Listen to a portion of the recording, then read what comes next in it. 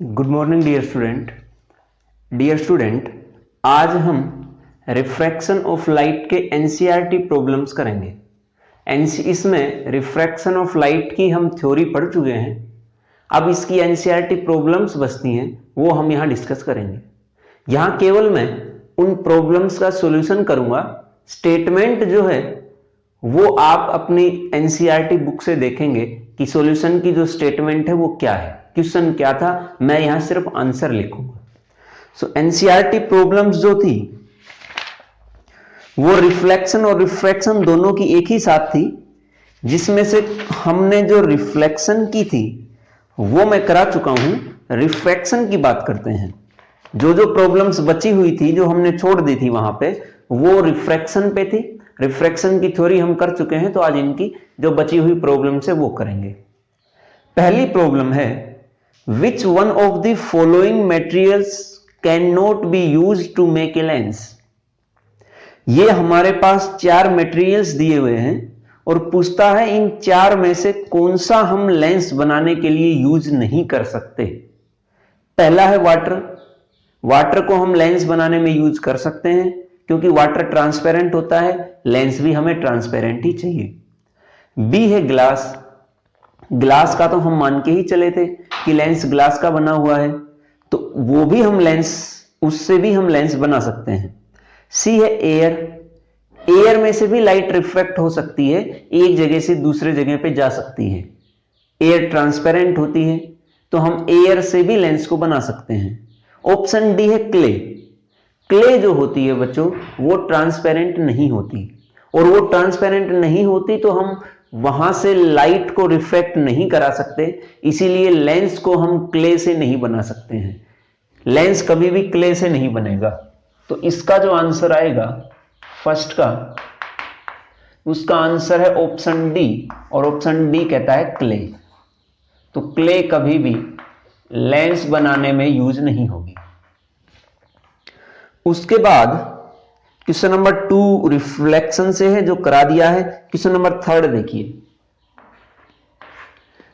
Question number 3 में कहता है, where should an object be placed in front of a convex lens to get a real image of the size of object.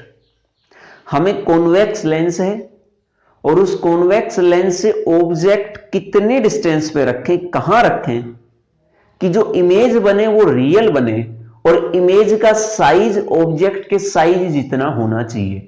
तो हम object को कहां रखें, इस चीज का आंसर, इस क्वेश्चन का आंसर आप पीछे image formation by convex lens पढ़ के आए हैं उससे आप बता सकते हैं। वहां आपने एक ऐसी कंडीशन ली थी जिसमें जितना साइज ऑब्जेक्ट का था उतना ही साइज इमेज का बनाता है कॉन्वेक्स लेंस, और वहां इमेज रियल भी बनती है कॉन्वेक्स लेंस के द्वारा। वो कंडीशन क्या थी? वो कंडीशन ये थी, जब हम ऑब्जेक्ट को 2f1 पे रखें, when object is placed at 2f1, इस कंडीशन में जो इमेज थी वो सेम साइज की और रियल इमेज बनती है कॉन्वेक्स लेंस के द्वारा। सो इसका आंसर जो आएगा क्वेश्चन नंबर 3 का, वो रहेगा ये हमारा। अब इससे नेक्स्ट आते हैं क्वेश्चन नंबर 4 में, और क्वेश्चन नंबर 4 में बच्चों ये कंबाइन है, मिरर और लेंस दोनों का कंबाइन क्वेश्चन है। कहता है, a spherical mirror and a thin spherical lens have each a focal length of -15 centimetre. एक स्फेरिकल मिरर है और एक स्फेरिकल लेंस है, दोनों की फोकल लेंथ 15 सेंटीमीटर है, लेकिन माइनस की 15 सेंटीमीटर है। 15 के अलावा तो 20 हो सकती है, 15, 10 कुछ भी हो सकती है। मेन चीज इंडिकेशन यहां यह है कि इसके आगे माइनस लगा हुआ है, इसका मतलब नेगेटिव फोकल लेंथ है। कहता है the mirror and lens are likely to be. अगर मिरर और लेंस दोनों की फोकल लेंथ नेगेटिव है तो बताइए कि ये कौन से स्फेरिकल मिरर होगा, ये कॉन्वेक्स मिरर होगा या कॉनकेव मिरर, और ये लेंस भी कौन सा होगा, जिसकी focal length negative, convex lens या कॉनकेव लेंस। आप ये पढ़ चुके हैं, नेगेटिव फोकल लेंथ हमारे पास कॉनकेव की आती है। सो कॉनकेव चाहे मिरर हो चाहे कॉनकेव लेंस हो, दोनों की फोकल लेंथ नेगेटिव आती है। ये चीज आप पढ़ चुके हैं। तो यहां पे जो हम लिखेंगे उसका आंसर आएगा कॉनकेव, मिरर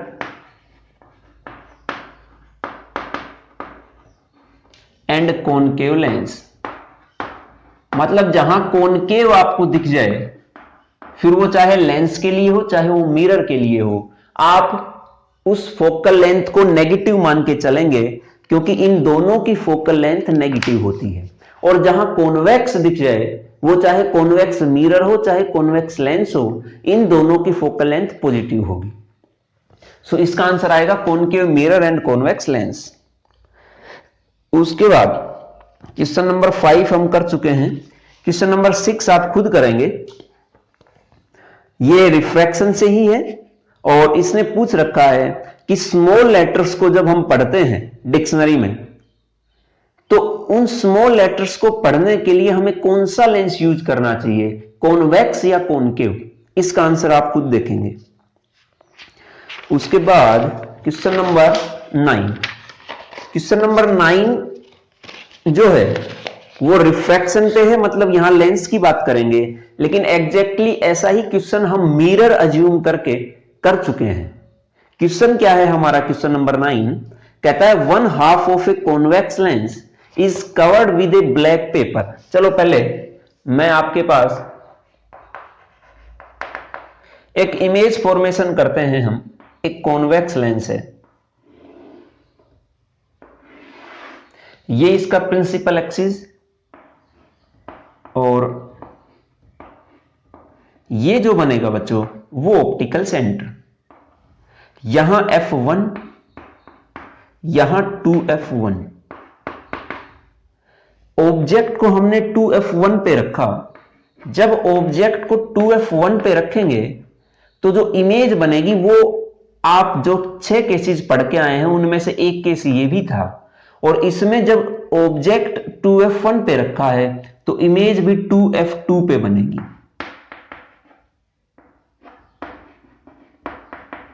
यहां अब हम इमेज फॉर्मेशन देखते हैं। मान लो कि ये एक पैरेलल रे है, और जो रे पैरेलल हो प्रिंसिपल एक्सिस के, रिफ्रैक्शन के बाद वो कट करेगी फोकस को, और वो पॉइंट बनेगा फोकस। ये रिफ्रैक्टेड रे हो गई। रफली ड्रॉ कर रहा हूं मैं, तो आप बस बात समझिए कि क्या बात कर रहे हैं। दूसरी रे इस ऑब्जेक्ट से अगर हम ऑप्टिकल सेंटर में से पास कराएं, एक ऐसी रे जो ऑप्टिकल सेंटर में से पास हो, तो उस रे के लिए क्या कंडीशन होगी? ये रे हमने ऑप्टिकल सेंटर में से पास कराई, और ये दोनों रिफ्रैक्टेड रे जहां मीट करेंगी उस पॉइंट पे हमारी इमेज बनेगी। दोनों ने मीट किया है बच्चों एट 2F2, तो इमेज बनेगी 2F2 पे। यहां जितना साइज ऑब्जेक्ट का था उतना ही साइज इमेज का है। साथ में इमेज रियल है, और रियल इमेज इन्वर्टेड होती है, तो ये इन्वर्टेड भी है। अब ये दो रेज से हमने फुल इमेज फॉर्म कर दी है, और ये दोनों रेज आप देखिए अपर पार्ट से गई हैं। इस लेंस के अपर पार्ट से हमने इन रेज को भेजा है। इसको आप बिल्कुल सही ड्रॉ कराओगे तो ये यहां से निकल जाएगी, इसके इससे ऊपर से। जो रिफ्रैक्शन होगा वो अपर पार्ट से होगा, लोअर पार्ट से अभी हमने रिफ्रैक्शन नहीं कराया है। अगर लोअर पार्ट से भी हम रेज भेजेंगे तो यहां इमेज फॉर्मेशन पे कोई इफेक्ट नहीं पड़ेगा, बस एक चेंज आएगा, और वो चेंज ये होगा कि जो ब्राइटनेस है इमेज की वो इंक्रीज कर जाएगी। अदरवाइज पोजीशन और साइज पे कोई इफेक्ट नहीं पड़ेगा। तो यहां चलो मान लो कि हमने कुछ रेज ऐसे भी पास कराई यहां से, और ये रे चलो हमने फोकस में से पास कराई, और जो रे फोकस में से पास होगी वो रे रिफ्रैक्शन के बाद पैरेलल होगी, और पैरेलल होगी तो ये भी यहां आके मिलेगी। ये तीनों रेज यहां आके मिली। क्या इमेज के ऊपर कोई फर्क पड़ा? जब ये रे नहीं थी तो भी इमेज यही बनी, ये रे हमने यहां से रिफ्लेक्ट करा के भेजी तो भी रे यही बनी। रे के इमेज के ऊपर कोई इफेक्ट नहीं पड़ रहा है, इमेज की पोजीशन और साइज पे, सिर्फ इमेज की ब्राइटनेस पे इफेक्ट पड़ रहा है कि ये रे आई तो इसकी ब्राइटनेस थोड़ी इंक्रीज कर गई है, बढ़ गई है, बाकी कोई फर्क नहीं। अब क्वेश्चन क्या है वो सुनिए। कहता है 1/2 of a convex lens is covered with A black pepper, will this lens produce a complete image of the object?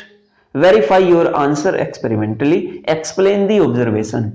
हम यहां एक्सपेरिमेंट तो नहीं कर पाएंगे, लेकिन जो हमने पीछे थ्योरी में पढ़ा है उसके बेसिस पे कहता है कि अगर हम इस लोअर पार्ट को ब्लैक कर दें, कवर कर दें, तो लोअर पार्ट से अब रेज रिफ्रैक्ट नहीं हो पाएंगी, केवल अपर पार्ट से रेज रिफ्रैक्ट होंगी।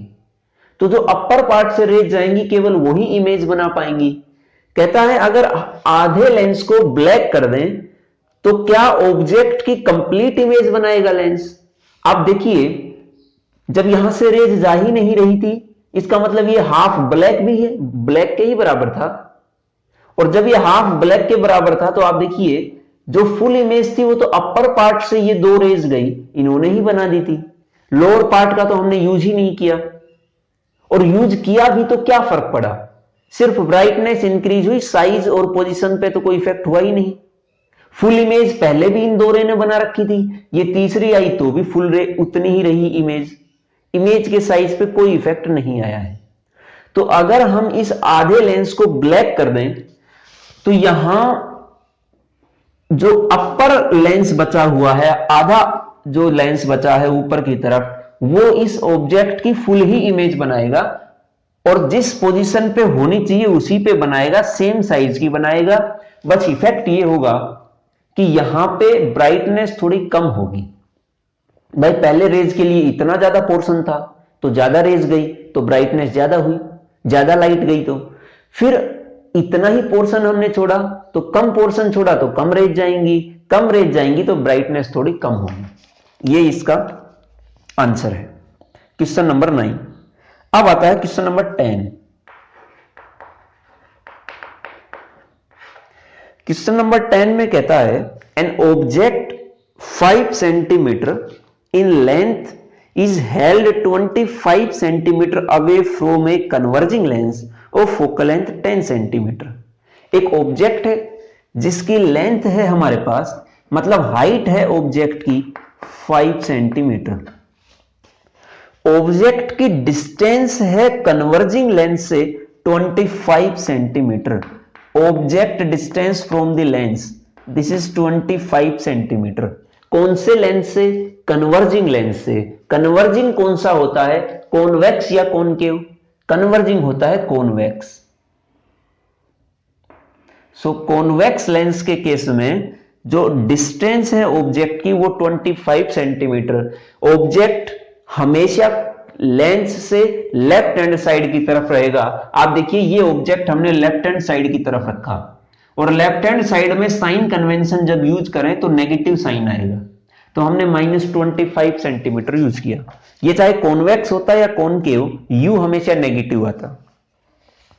उसके बाद कहता है जो कन्वर्जिंग लेंस है उसकी फोकल लेंथ है 10 सेंटीमीटर। अब ये जो 10 सेंटीमीटर फोकल लेंथ है, ये हमें ये देखना है कि ये प्लस में आएगी या माइनस में। कॉन्वेक्स लेंस या कॉन्वेक्स मिरर, कॉन्वेक्स मिरर में आपने फोकल लेंथ पॉजिटिव ली थी, और मैंने कहा था कि जहां कॉन्वेक्स आपको दिख जाए, वो चाहे मिरर हो चाहे लेंस हो, उस केस में आप उस फोकल लेंथ को पॉजिटिव मानेंगे। कॉन्वेक्स के केस में चाहे कॉन्वेक्स लेंस हो कॉन्वेक्स मिरर हो, यहां कॉन्वेक्स लेंस है तो कॉन्वेक्स अगर वर्ड आ गया है तो फोकल लेंथ रहेगी पॉजिटिव। कॉनकेव अगर आता है, चाहे वो कॉनकेव मिरर हो चाहे कॉनकेव लेंस हो, उसकी फोकल लेंथ रहेगी नेगेटिव। कॉन्वेक्स लेंस की फोकल लेंथ पॉजिटिव कैसे होगी वो आप देख लीजिए। ये पैरेलल इंसिडेंट रे जब रिफ्रैक्शन के बाद जिस पॉइंट को कट करेगी वो बनेगा फोकस, और वो प्रिंसिपल फोकस कहलाएगा। ये प्रिंसिपल फोकस, ये सिंपली फोकस। मेन जो काम हो रहा है रिफ्रैक्शन के बाद कन्वर्जेंस का, वो इस पे हो रहा है, इसीलिए हमने इसका नाम दिया प्रिंसिपल फोकस। और ये प्रिंसिपल फोकस इस लेंस से राइट हैंड साइड है या लेफ्ट हैंड साइड? ये राइट हैंड साइड, और राइट हैंड साइड में हम इसकी फोकल लेंथ पॉजिटिव मानते हैं। तो इस कॉन्वेक्स लेंस की फोकल लेंथ पॉजिटिव आएगी, कॉन्वेक्स मिरर की भी फोकल लेंथ पॉजिटिव रहेगी। तो अब हमें ये तीन चीज मिल गई हैं। यहां से कहता है draw the ray diagram to find, draw the ray diagram and find its position, size and nature of image. पहले हम पोजीशन निकाल लें और साइज निकाल लें इमेज का, और नेचर जान ले इमेज का, फिर हम रे डायग्राम ड्रॉ करेंगे। इमेज की पोजीशन कैसे निकलेगी? क्या आपने लेंस फॉर्मूला पढ़ा है? और लेंस फॉर्मूला था बच्चों 1/f equals to 1/v minus 1/u। f is the focal length, v is the image distance, u is the object distance. ये इन तीन चीजों को रिलेट कराए, उसको हम नाम देते हैं लेंस फॉर्मूला। अगर मिरर के केस में इन तीन चीजों को जो फॉर्मूला रिलेट कराए, उसका नाम होता है मिरर फॉर्मूला। यहां हमारे पास फोकल लेंथ है, ऑब्जेक्ट डिस्टेंस है, ये v जो है इमेज डिस्टेंस है, और यही हमें निकालनी है। डिस्टेंस निकाल दी, इसका मतलब इमेज की पोजीशन निकाल दी। तो यहां हमारा काम रहेगा v निकालना। अब वो जो चीज हम निकालेंगे उसके आगे हम प्लस और माइनस नहीं लगाएंगे। यहां हमने प्लस और माइनस लगाए, लेकिन यहां v के आगे हम प्लस और माइनस कुछ नहीं लगाएंगे, जैसा था वैसा छोड़ देंगे। जो आंसर में निकल के आएगा वो हम मानेंगे। कैसे आएगा अब आप देखिए। फोकल लेंथ है 10 सेंटीमीटर और प्लस की 10 सेंटीमीटर इक्वल्स टू v है हमारे पास 1/v। v जो है वो तो निकालना है image distance, minus 1/u is the object distance from the lens. ये ऑब्जेक्ट की और ये लेंस या ऑप्टिकल सेंटर के बीच की डिस्टेंस u। ऑप्टिकल सेंटर और इमेज की डिस्टेंस v। ऑप्टिकल सेंटर और फोकस के बीच की डिस्टेंस फोकल लेंथ। तो u जो है वो हर केस में, चाहे कोई भी मिरर हो, कोई भी लेंस हो, हम ये अज्यूम करके चलते हैं कि लेफ्ट हैंड साइड में आएगा, और लेफ्ट हैंड साइड के लिए नेगेटिव यूज करेंगे तो -25। नेगेटिव से नेगेटिव कैंसिल आउट। हम इसे सोल्व करेंगे, हमारे पास आएगा 1/10। इधर ये प्लस का बन गया, इधर आएगा तो माइनस आएगा बच्चों, -25 इक्वल्स टू 1/v। जब आप इसे सोल्व करोगे तो एलसीएम आप मानिए 50, 10 5 जा 50 -25 2 जा 50 इक्वल्स टू 1/v। सोल्व करिए, b इक्वल्स टू 50/3 सेंटीमीटर। यहां v के आगे माइनस नहीं है, माइनस नहीं है तो ऑब्वियसली v प्लस में बनेगा।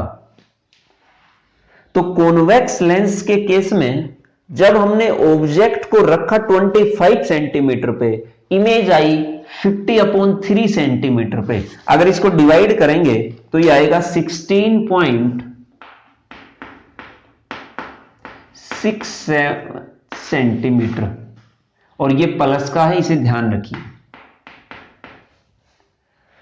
तो कॉन्वेक्स लेंस ने रियल इमेज बनाई, और रियल इमेज हमेशा राइट हैंड साइड तो ही पॉजिटिव आया, लेकिन होती इन्वर्टेड है, ये बात आप ध्यान रखिए। तो इमेज की पोजीशन हमने निकाल दी। उसके बाद इमेज का जो नेचर था वो भी हमने बता दिया, रियल एंड इन्वर्टेड, ये बता दिया।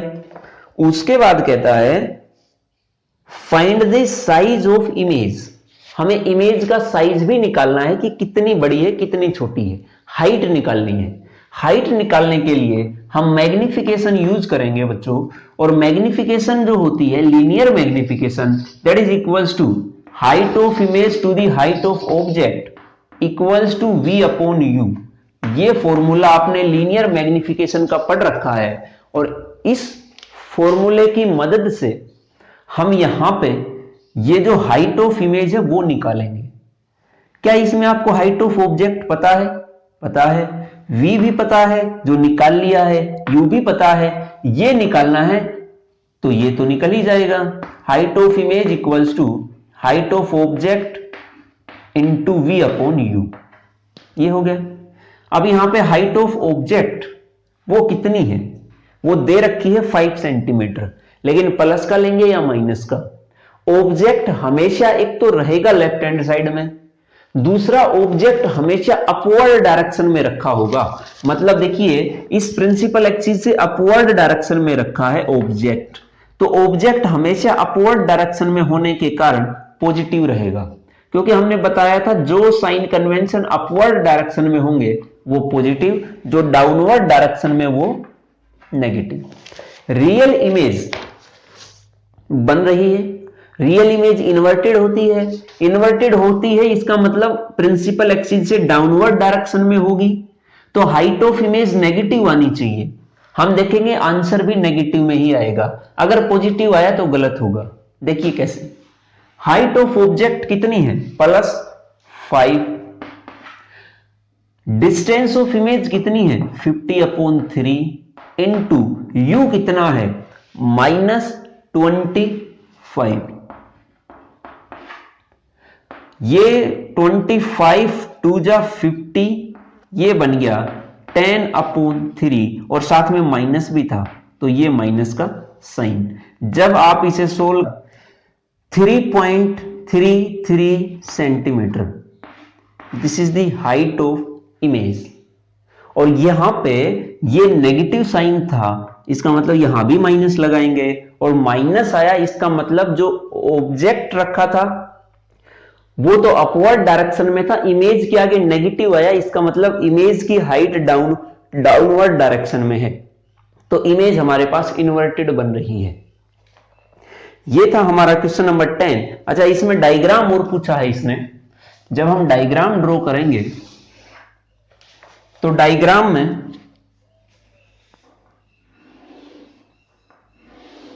ये लेंस हो गया है, हम वही केसेस यूज करेंगे जो हमने पढ़ रखे हैं, उसके अलावा कोई नई चीज यूज नहीं होगी। ये है f1, 2f1, f2, 2f2। अब ऑब्जेक्ट को रखिए कितने डिस्टेंस पे, पहले फोकल लेंथ देखिए 10 सेंटीमीटर, तो फोकल लेंथ है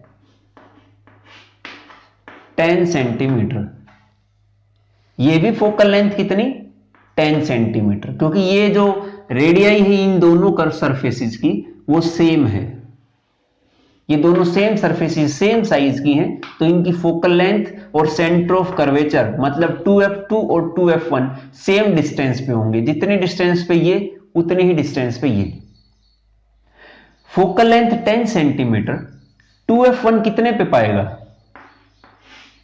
20 सेंटीमीटर। ऑब्जेक्ट कहां रखा है 25 सेंटीमीटर, मतलब इस 2f1 से भी इधर, तो ये बिहाइंड 2f1 रखा है, और बिहाइंड 2f1 का केस तो आपने पढ़ रखा है, जब ऑब्जेक्ट इन दोनों के बीच रखा हो तो इमेज बनेगी बिहाइंड 2f2, और जब ऑब्जेक्ट बिहाइंड 2f1 रखा हो तो इमेज बनेगी बिटवीन f2 एंड 2f2। तो यहां पे एक रे हमने इस ऑब्जेक्ट से पैरेलल भेजी, ये पैरेलल रे कट करेगी, ऐसे कट करते हुए चली जाएगी,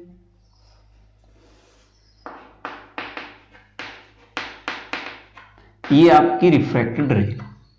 एक रे हमने इसके ऑप्टिकल सेंटर में से पास कराई, और वो जो रे है वो रे ऑप्टिकल सेंटर में से पास होते हुए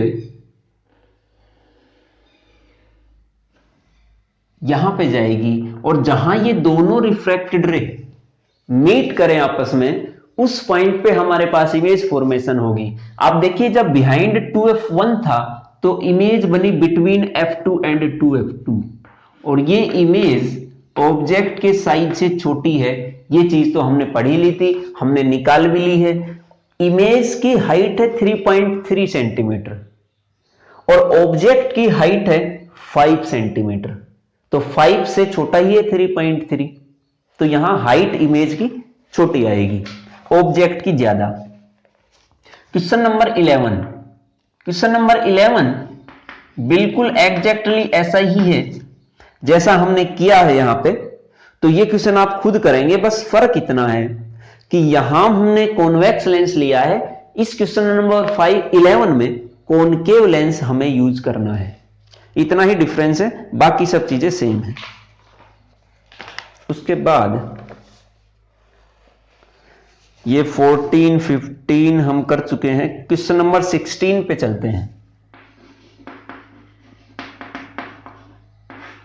क्वेश्चन नंबर 16 में कहता है find the focal length of a lens of power -2 dioptre. आपके पास एक पावर है लेंस की और उसकी वैल्यू है -2 डायोप्टर, ये डी मतलब डायोप्टर, ऐसी कंडीशन है। अब यहां से आपको इस पावर की मदद से फोकल लेंथ निकालनी है, दूसरा आपको यह बताना है कि वो कौन से लेंस की फोकल लेंथ है, कॉन्वेक्स लेंस की है या कॉनकेव लेंस की। पावर और फोकल लेंथ में आपने रिलेशन पढ़ रखी है, power equals to 1/f। Power कितनी है हमारी -2, फोकल लेंथ है 1/f, इसको हमने नाम दिया है f। तो यहां से जब आप फोकल लेंथ निकालोगे तो फोकल लेंथ आएगी -1/2, मीटर में निकालो तो -0.5 मीटर, और साथ में नेगेटिव साइन है, फोकल लेंथ आई है 0.5 मीटर, लेकिन किसमें, नेगेटिव का 0.5 मीटर। और नेगेटिव जब साइन आए फोकल लेंथ के सामने तो आपको यह कंफर्म होना चाहिए, अंडरस्टूड है, कि नेगेटिव साइन हमेशा कॉनकेव के साथ आएगा, चाहे वो मिरर हो चाहे लेंस हो। हम किसकी बात कर रहे हैं, लेंस की, तो ऑब्वियसली ये negative focal length concave lens की होगी, तो यहां आएगा कॉनकेव लेंस। इसका आंसर रहेगा ये। Question number